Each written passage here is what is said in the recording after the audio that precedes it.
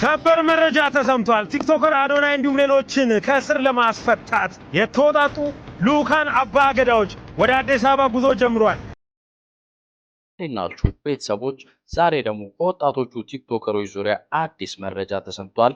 ይህ ምንድነው? ቲክቶከር አዶናይና ሌሎች ከርሱ ጋር የታሰሩ ቲክቶከሮችን ለማስፈታት የገዳ አባቶች ወደ አዲስ አበባ እያቀኑ እንደሆነ ተሰምቷል። የኦሮሞ አባቶች በወጣቶቹ ጉዳይ ጣልቃ በመግባት ወጣት ቲክቶከር አዶናይና ሌሎቹን ሊያስፈቷቸው መሆኑ ተሰምቷል። ቲክቶከሮቹ ወጥተው በገዳ ስርዓት ህዝብን ይቅርታ ጠይቀው ወደ ህብረተሰቡ እንዲቀላቀሉ ገዳ ኢንቨስትመንት ግሩፕም ኃላፊነቱን እንደሚወስድ ከአንዳንድ የመረጃ ምንጮች እየተሰማ ነው። የኢትዮጵያ ኩራት የሆነው የገዳ ስርዓት ግጭትን በእርቅ ለመፍታት ወደኛ መንገድ እንደሆነ የሚታወቅ ሲሆን እነዚህን ወጣቶችም በመምከርና ወጣቶቹም ህብረተሰቡን በይፋ ይቅርታ ጠይቀው ወደ ህብረተሰቡ እንዲቀላቀሉ የገዳ አባቶች በጉዳዩ ላይ እጃቸውን ሊያስገቡ እንደሆነ ተሰምቷል።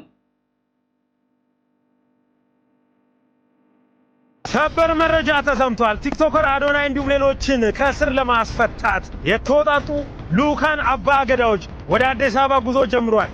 ገዳ ኢንቨስትመንት ግሩፕ ሌላ ሐሳብን ይዞልን መጥቷል። በገዳ ስርዓት ወጥተው ይቅርታን ጠይቀው ህዝብን ታርቀው ኃላፊነትን ይህ ተቋም ወስዶ ህዝብ ጋር የሚቀላቀሉ ይሆናልም ብለውናል። በቲክቶከሩ እንዲሁም ደግሞ በሌሎቹ ጉዳይ እኔም ከዚህ በፊት የግል አስተያየትን ስሰጥ እንደነበር ሁላችሁም ታውቃላችሁ። አሁን ግን ጉዳዩ በአባገዳ ስለተያዘ ያው እኔም ፍሮም ሳም አይደለው ከማዛመድ ከማስታረቅ ውጭ አማራጭ የለኝም በሚል እኔም ተቀላቅያለሁ። እንግዲህ ሰላም ለሁላችሁ። ዛሬ የምናወራው ስለ ሰላም፣ ስለ ፍትህና ስለ ወጣቶች ዕጣ ፈንታ ነው።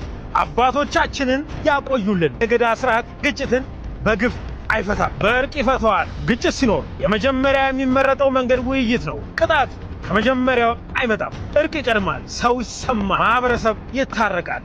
ዛሬ በስር ላይ ያለው ወጣት የማህበረሰባችን ልጅ ነው። ወጣት ማለት ተስፋ ማለት ነው። ተስፋ መቆለፍ ወደፊትም መቆለፍ ነው ይሉናል። ገዳ የሚያስተምረን ይናል። ገዳ ስህተትን እንኳን በማስተካከል እንዲማር ነው የሚያደርገው ይሉናል።